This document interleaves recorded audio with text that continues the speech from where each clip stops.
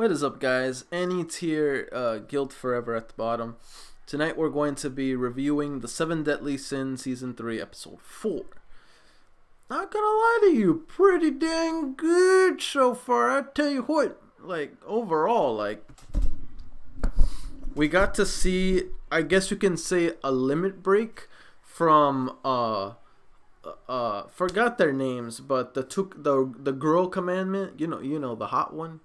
And the guy that apparently his mouth is never showing all the time. So you know what I'm talking about, right? Yeah, so they were able to unlock some sort of this sinister...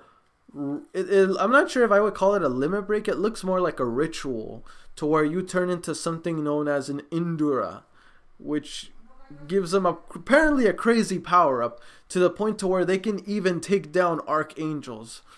So with that being said, since they were able to effortlessly take down archangels, it makes me wonder, how were they able to seal these guys? I mean, obviously, I guess defeating them couldn't do, so the best, if you can't beat them, you gotta seal them.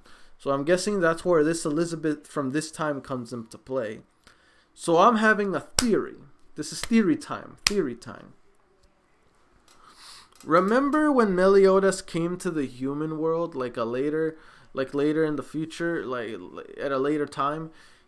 It shows that he was carrying a baby, and that was apparently Elizabeth, her reincarnated self.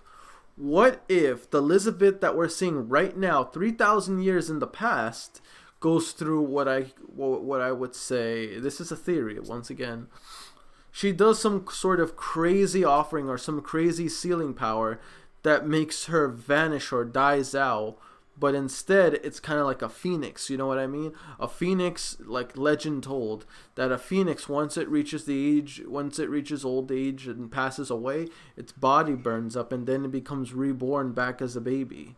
So what if something similar to that concept happens to the past Elizabeth right here, right now? That would make sense why she's the current Elizabeth that we know that's with the sins is like a copy and paste product of what we see right here 3,000 years earlier. And Meliodas knows her. And then that same Elizabeth, that same one that he's like pretty much close to right here, right now, is similar to the one in the modern time, the current time, and Meliodas is you know, they have a thing. So I'm wondering if the reason why she's still alive, or she grew up as from baby to where she is right now, is because of the Phoenix method concept of death and rebirth, something like that. And these archangels, they came out pretty damn epic and pretty dang OP in the beginning, but as soon as those two demon commandments did their offering blood crap, and it was on. Like, they ain't gonna do nothing. They were gonna get wrecked. So that was crazy. That was cool seeing that. I really did enjoy that for the most part in regards to this episode. Trying to think.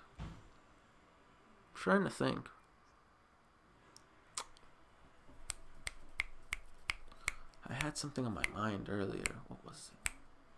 Oh yeah. It's because the concept of good and evil is very, I would say that concept or that idealism is used very lightly here in this episode. Because you see these archangels that are, like, when you think of angels, you consider themselves as good sentient beings, messengers of God. And these motherfuckers, they don't, I mean, yes, the demon clan is like, when you think of demons, you consider something evil, right? But it's looking like the demon clan is the victim, while the archangels are like the threat. They're the evil in this, because they're trying to eradicate, kill all these people and whatnot. And I'm here looking at it like, it's hard to tell who is good and who is evil. And I know some of you guys are probably going to get on my case that, like, well, this is a war. In a war, there's no such thing as good versus evil. Yeah, but look, these archangels are talking about having fun killing these demons, wiping them off the map. I don't know. It doesn't seem something very noble or something that you would think or feel archangels would be doing. So that's another thing there. Like it really threw me back and took me by surprise.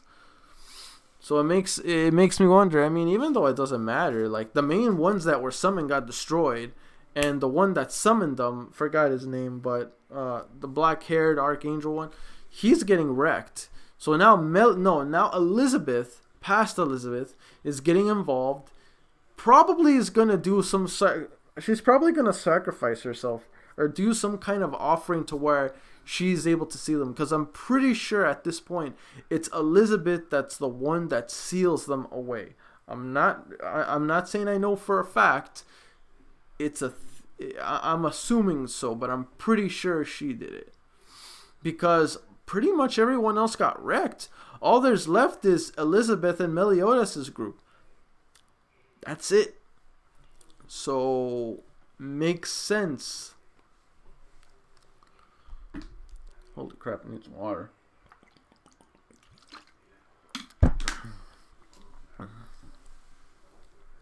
Yeah, personally speaking, I don't see the Demon Clan, as weird and ironic as this may come out. I don't really see the Demon Clan as as the main cause of this, or even like evil, because once again, all they're doing is protecting themselves and trying to help their people. I mean, the girl's sister got killed right in front of her as a sacrifice for these angels' sick, twisted way of eradicating an entire race. And I'm here looking at it like, you sure you want to do that? You don't need to take it that far, pal. Like, yes, they're demons, but come on. Have a sense of compassion. So it was, it made me really relate and feel for the Demon Clan, because once again, after what these people have done to them, I would hunt these bastards down and take them out myself also. Because these people pretty much, like, if you defy some sort of higher ruling or what they deem the deities, you go through a punishment. Death by death punishment. I'm here like looking at this and thinking to myself, so these are angels, messengers of God. I don't mean to confuse anyone, but how are these people good? Assuming they are. Maybe how God is determined in anime or in this series, maybe they're not necessarily a good kind of domain or a certain kind of people. Maybe they're just deities that pretty much keep a balance of good and evil. I'm not sure. They're kind of like monitor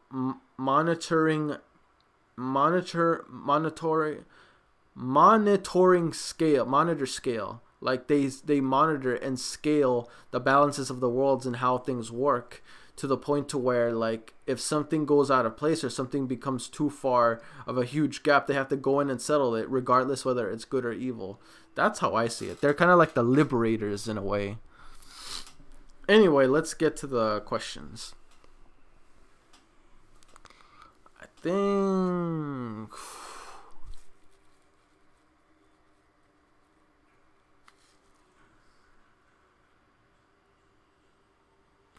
In this war, who were you mostly rooting for? The demons or the archangels? Let me know in the comment section below.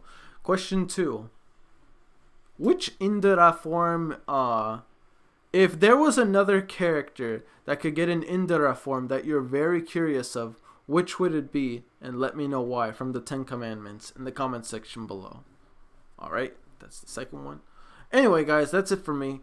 Don't forget to like, comment, sub if you haven't already. Really motivates me to put more content out there for you guys as my guildmates. And I'll see you guys all in the next video.